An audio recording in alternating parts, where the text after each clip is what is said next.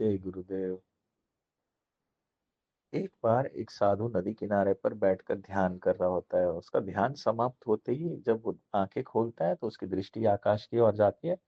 तो वहां वो देखता है एक चील हवा में उड़ रहा है और उसको निहारने लगता है। तो धीरे धीरे देखता है कि चील के हाथ से कुछ खुल गया, जैसे कुछ शिकार सा था, छोटी सी चीज, और वो हवा में ऐसे लहराती हुई सीधा आके जो तालाब के पास ये बैठा होता है उसी तालाब में गिरती है। तो देखता है एक छोटा सा बिच्छू है।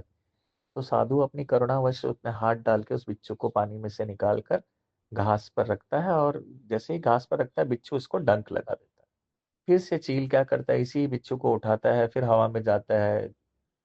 फिर से हवा में बिच्छू चील को थोड़ा सा डंक मारने की कोशिश करता है तो उसका पंजा खुलता है। फिर से ये बिच्छू हल्का सा है, हवा में लहराता है और फिर से साधु के पास आके तालाब में गिरता है।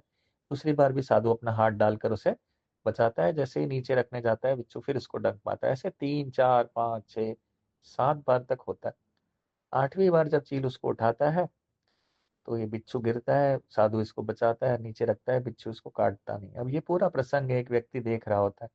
आके महात्मा को, साधु को बोलता है, प्रभु आप तो कमाल हो, 7 बार आपने इसको बचाया, इसने आपको डंक मारा, आखिरी बार इसने आपको डंक नहीं मारा, ये क्या हुआ? और वो आपको डंक मार रहा था फिर भी आप उसको बचा रहे थे। तो साधु कहते हैं, डंक मारना उसका स्वभाव है, बचाना मेरा स्वभाव है।